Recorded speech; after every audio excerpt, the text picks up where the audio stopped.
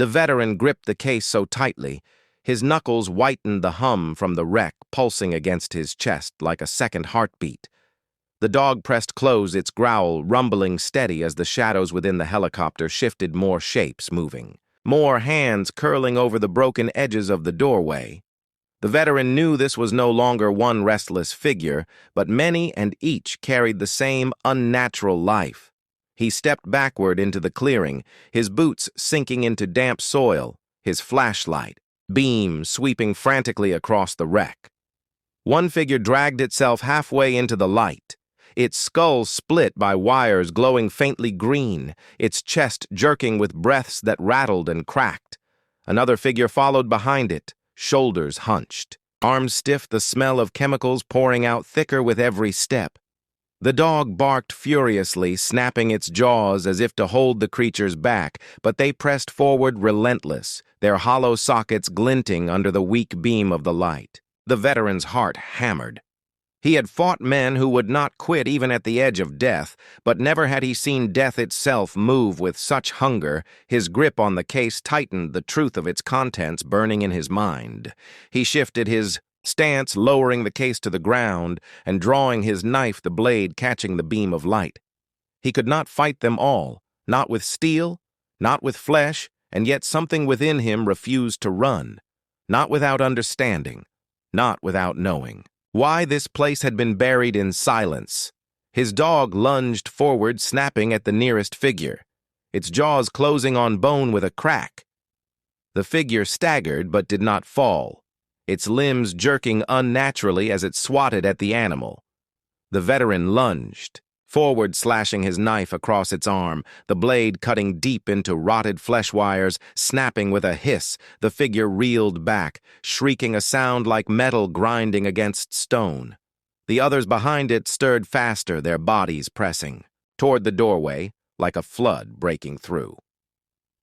The veteran grabbed the case again, dragging it back into the trees, his flashlight beam bouncing wildly across trunks and branches. The dog bounded at his side, still snarling the hum from the wreck, followed, growing louder as if the forest itself carried it. The veteran stumbled over roots but did not fall, his lungs burning as he pushed deeper into the dark, his mind racing with dread. He stopped only when the trees thickened enough to cloak them in shadow, dropping to one knee, the case beside him, the dog panting hard, its eyes locked back toward the clearing. The hum had not faded. It grew stronger, vibrating through the ground, rattling leaves from branches. The veteran lifted his light, back toward the wreck, glimpsing figures spilling out into the open, their limbs stiff, their eyes glowing faintly in unison. His stomach turned. He had seen battlefields filled with the fallen, but never had he seen them rise together, driven by something unseen. He pressed a hand against the case, his thoughts circling back to the folders inside the redacted lines, the warnings hidden beneath the words. He had not wanted to believe it yet.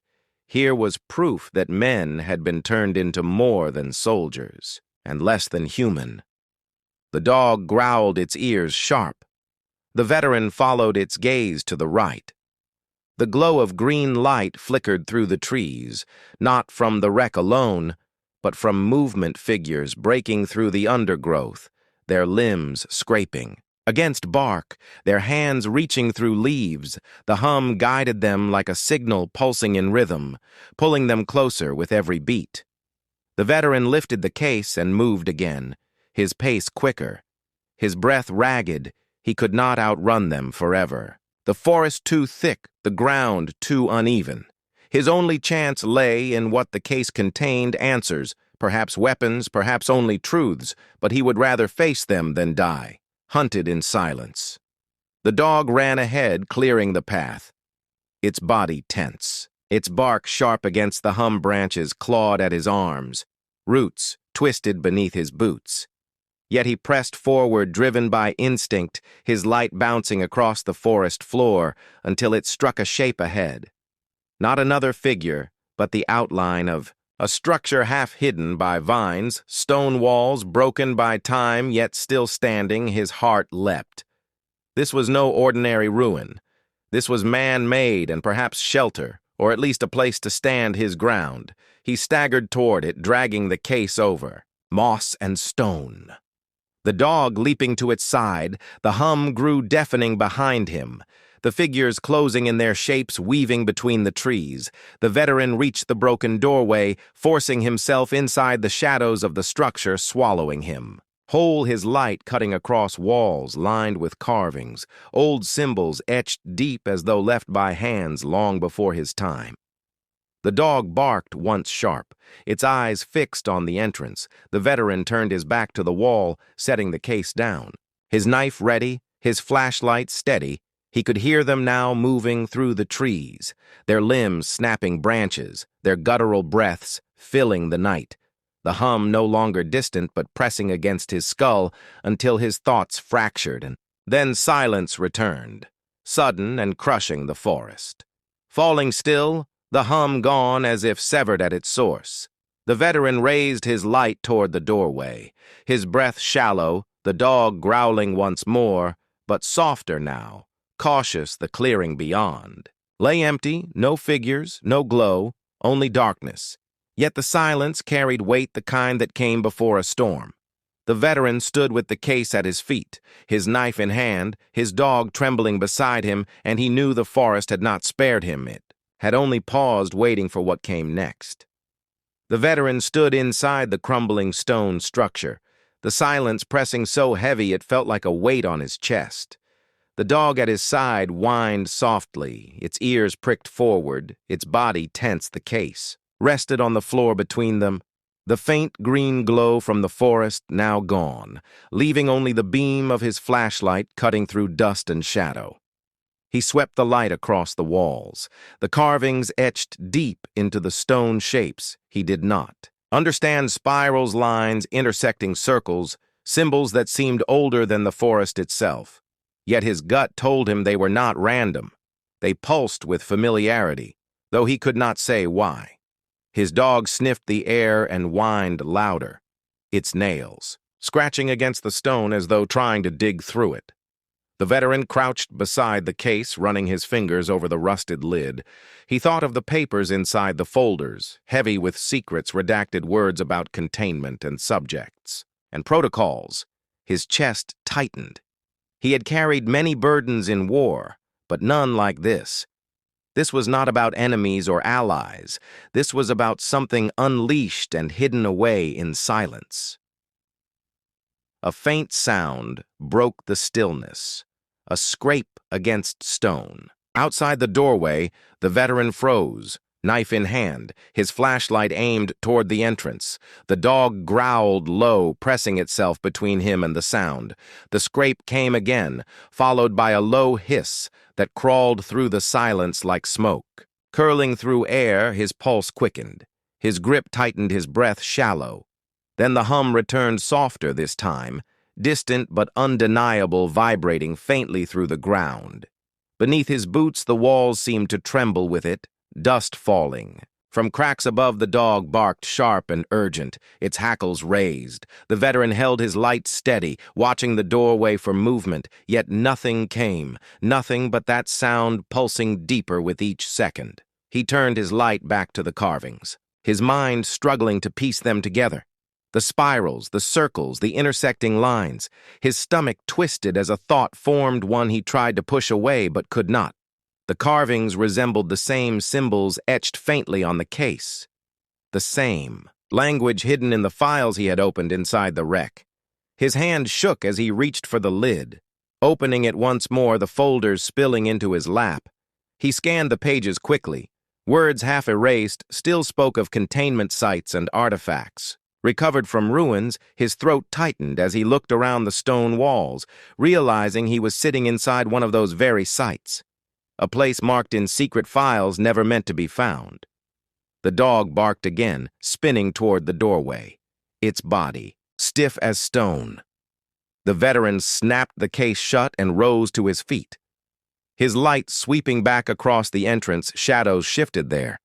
Long and thin shapes that bent against the frame as though many figures stood waiting, their silence more suffocating than their approach. His jaw clenched, his blade steady, though his hand trembled. One shape stepped forward into the beam, the ruined soldier from the wreck, its sockets glinting faintly green, its body jerking as if every movement fought against itself. Behind it, more shadows swayed, pressing closer, filling the doorway with a wall of limbs and hollow faces. The hum surged louder, shaking the stone walls until cracks split wider above his head. The veteran backed deeper into the ruin, pulling the case. With him, his dog snapping at the air between them, the figures pressed forward but not into the room. Instead, they stopped at the threshold, their bodies swaying their heads, tilting unnaturally, their sockets glowing brighter with each pulse of the It was as if the carvings on the wall themselves held them back. His light shook as he traced the carvings again, the spirals glowing faintly now, responding to the presence of the creatures outside. The veteran pressed his hand against the stone, feeling warmth spread beneath his palm, a vibration pulsing through his skin. The dog whimpered and pressed close, as though it too felt the strange energy rising from the ancient marks. The figures hissed in unison, their jaws opening wide, though no sound came, their arms stretched forward as if reaching for the case for him, for the ruin itself. The veteran's breath raced, his mind spinning. If the carvings held them back, The veteran stood frozen, the flashlight beam trembling as it cut across the wreckage, the dog pressed tighter against his leg, its growl low and unbroken, the sound echoing in the metal shell like a warning. The veteran steadied his breath, forcing his thoughts into order. His training told him to retreat, but his instincts told him something. Waited here, something tied to the case at his feet, and the glimmer in the cockpit. He crouched over the metal case, brushing dirt and rust from its surface. The numbers etched along its side were faint but still clear enough to read, though their meaning escaped him. The lock was corroded but strong. His hand ran along the edges, feeling dents that spoke of attempts to open it long ago, yet none had succeeded. He pressed his ear close, listening as if the case itself might whisper its secret. The dog barked suddenly, breaking the silence, its head jerking toward the cockpit again. The veteran swung his flashlight back, the beam slicing across broken glass, and twisted controls, but nothing moved. No shadow flinched, no figure emerged, only the hollow shell of machinery. Yet the dog did not ease its stance. Its teeth bared, its body taut as though it saw what the human eye could not. The veteran knelt again, pulling a small pry bar from his pack, wedging it against the lock. Metal groaned under the strain, flakes of rust falling away. The sound echoed sharply in the still cabin, his muscles flexed as he drove the tool harder, each creak of metal louder, until at last the lock snapped with a brittle crack. The dog yelped as though the sound itself carried danger. He lifted the lid slowly, the hinges screaming in protest until the interior revealed itself. His light caught on rows of packets sealed, in plastic marked with faded codes, and beneath them, folders thick with pages yellowed by time. His throat tightened as he lifted one packet, brushing away grime. The label bore military stamps, long discontinued, and symbols he remembered only from black operations. He opened a folder, the papers inside brittle but legible lines of text redacted with thick black strokes, leaving only fragments of phrases. Research protocol, subject containment extraction site. His pulse quickened. The words swam, with implications that unsettled his gut. This was not a transport. This was a vault in flight carrying something that should never have been abandoned in the forest. The dog whimpered, clawing at the floor as though urging him to leave now its eyes. Still locked on the cockpit, the veteran forced himself to glance up, his light sweeping forward once more.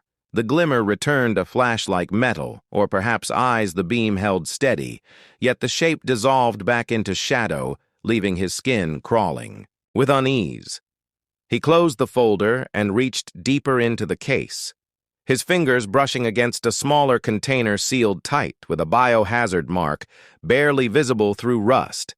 His chest tightened as he recognized it. He had seen such marks during Tours where whispers of weapons beyond bullets and bombs had circled among the men, weapons that were meant never to be spoken of again.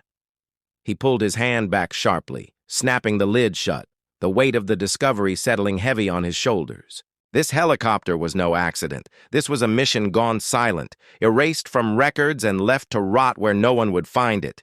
Yet he had found it, and whatever had been inside that case might not have stayed contained forever. The dog snarled suddenly, louder than before, its body rigid as it faced the cockpit. The veteran swung his light, fast heart, hammering the beam, cut through dust and broken glass until it landed square on something new, a hand pale and skeletal, but moving, curling around the edge of the shattered panel as though pulling forward from the dark. He froze, unable to breathe. The beam fixed on the hand, the bone thin and wrong, not simply dead, not simply decayed, but something that carried a twitch of life in its stillness. His dog barked furiously, the sound desperate, its body pulling back toward the door. But the veteran could not move, his eyes locked on the cockpit as the hand slid further into the light. The air grew heavy, thick with a stench that rose from the shadows. A stench not of rot alone, but of something fouler, chemical, metallic, burning at the back of his throat. His stomach turned as memories of old rumors filled his mind. Whispers of projects. Men were never meant to see projects that blurred the line between human and weapon, between soldier and experiment. He staggered back, dragging the case with him. Though his eyes never left the cockpit, the dog barked without pause, its body trembling as though it fought between fight and flight. The hand twitched. Again, fingers curling and uncurling, slowly, rhythmically, as though awakening from long sleep.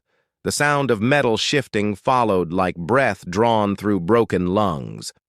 The veteran tightened his grip on the case, the weight of it digging into his palm, his mind racing between leaving the wreck behind or staying to face what stirred within. He had spent his life walking toward danger, not away. Yet here his instincts screamed that this was not an enemy he had ever been trained to fight, and still he stood rooted, his light fixed on the cockpit, waiting, because something was coming, something tied to the secrets inside the case and the silence of the forest, something that had been waiting in the dark for far too long. Continue part of 800. Words without punctuation mark. The sun was falling low across the tree line when the veteran stepped carefully through the brush, his boots silent against the damp earth, his dog trotting just ahead with ears pricked and nose twitching. The forest had grown thicker with each mile. Yet he trusted the animal more than any compass. The air smelled of rain and rust. And something else, something faint, that pulled him deeper. The veteran had seen many things in war machines, burned and abandoned on fields where silence had long ago swallowed the screams of men. But nothing in this quiet forest had prepared him for the shape that emerged between the trees, metal blackened and scarred, its tail bent at a cruel angle. The dog growled low, its teeth bared as the sight grew clearer. There, in the clearing, rested a helicopter. Its rotors twisted, its windows, cracked vines creeping up the landing skids as if the earth itself was trying to claim it back. The veteran froze, his hand resting on the strap of his pack. Memories surging through, his mind of nights when machines like this had roared above him, carrying men to battles from which they never returned, and yet here this one sat alone.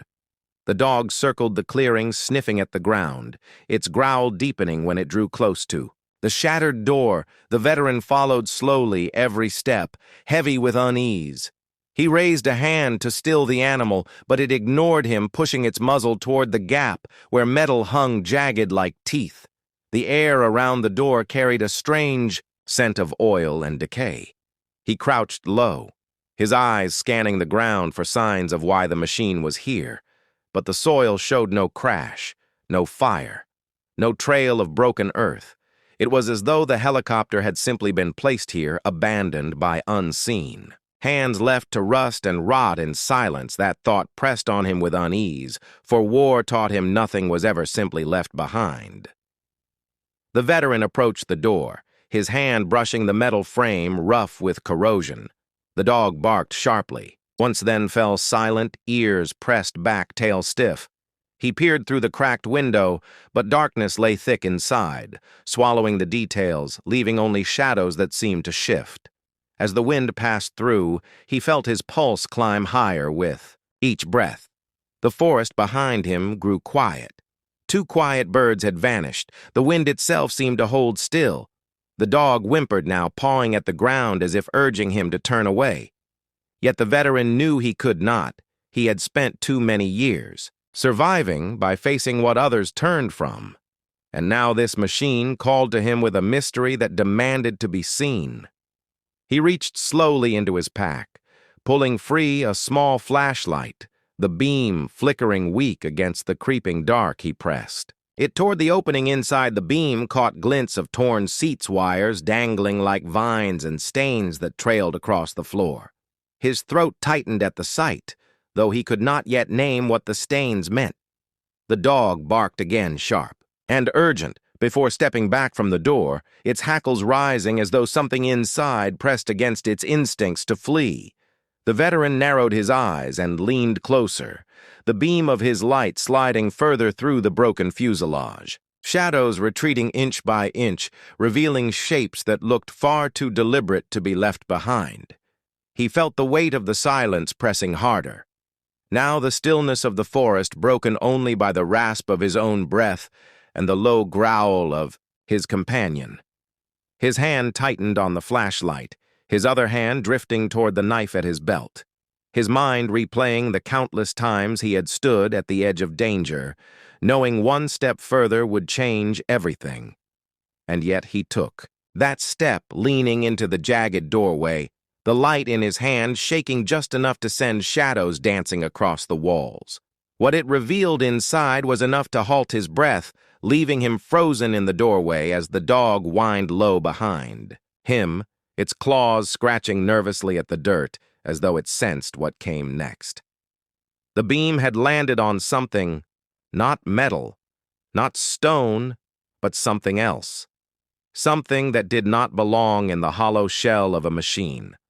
Long abandoned, what he saw was only the edge of it, yet it was enough to send a chill down his spine because it spoke of a presence that had not left with time and might not be gone at all. And in that moment he understood the forest had not fallen silent. For no reason it had fallen silent. Because something waited within, and he was standing at the threshold of its secret. The veteran held the light steady, though his hand betrayed a faint tremor.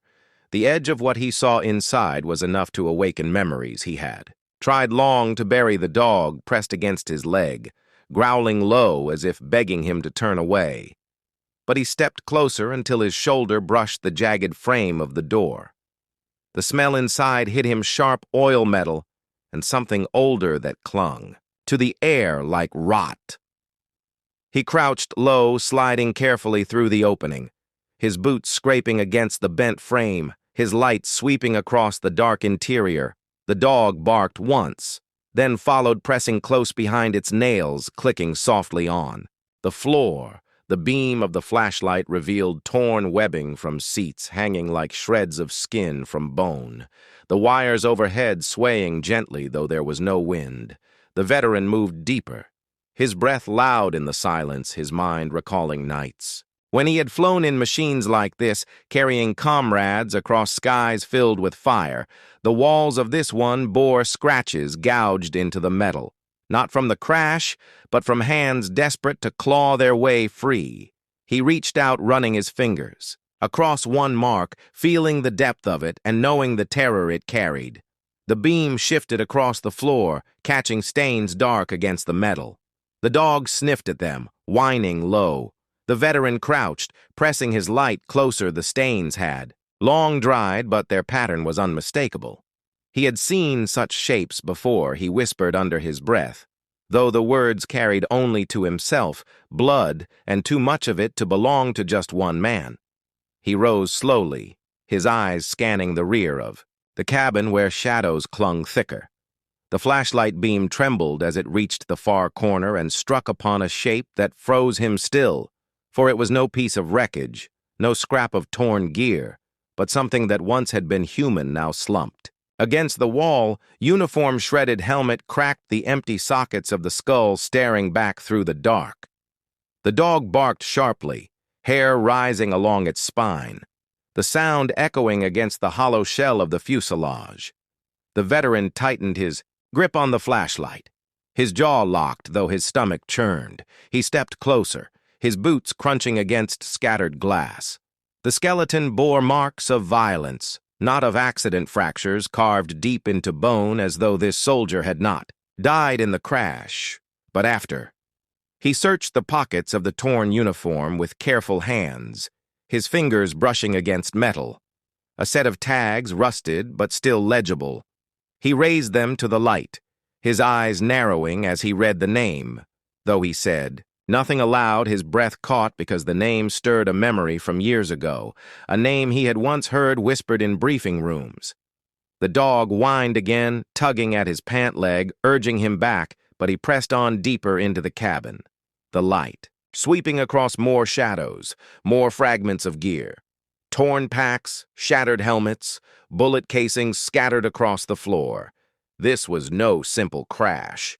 This had been a fight, one that had unfolded inside these walls long after the machine had fallen. Silent.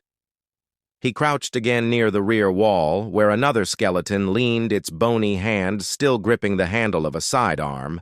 Though the weapon itself had long rusted away, the pose told its own story, a last stand fought in the dark with nowhere.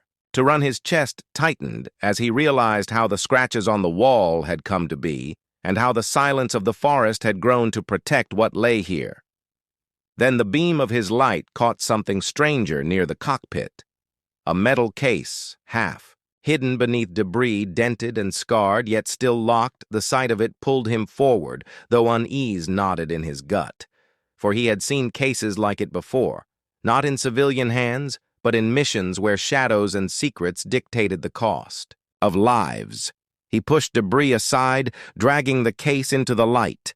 Its weight heavy even after years of decay, the lock rusted but intact. He ran his fingers along the surface, feeling the grooves of numbers etched deep. His breath sharpened. This was no supply case. This was something far more dangerous, something meant to be protected at all costs and never left behind. The dog barked again this time. Louder claws scratching at the floor, its eyes fixed on the broken cockpit as though it sensed. Movement within the veteran raised his light, sweeping it forward, the beam cutting across shattered controls and twisted panels, and there between the shadows a glimmer flashed back at him, too deliberate to be chance, like eyes watching from the dark. He froze, his breath caught, his muscles locked. The forest outside remained silent. The air inside grew heavier, and the dog growled low. Its teeth bared its gaze, never leaving the cockpit. The veteran tightened his grip on the flashlight, his other hand reaching instinctively toward the knife at his belt, for something inside the helicopter had not yet been explained, and perhaps not everything within was dead. And with that thought pressing against his mind, the silence shattered in his chest. Because he knew he was no longer standing in a tomb, he was standing in a trap waiting to reveal itself.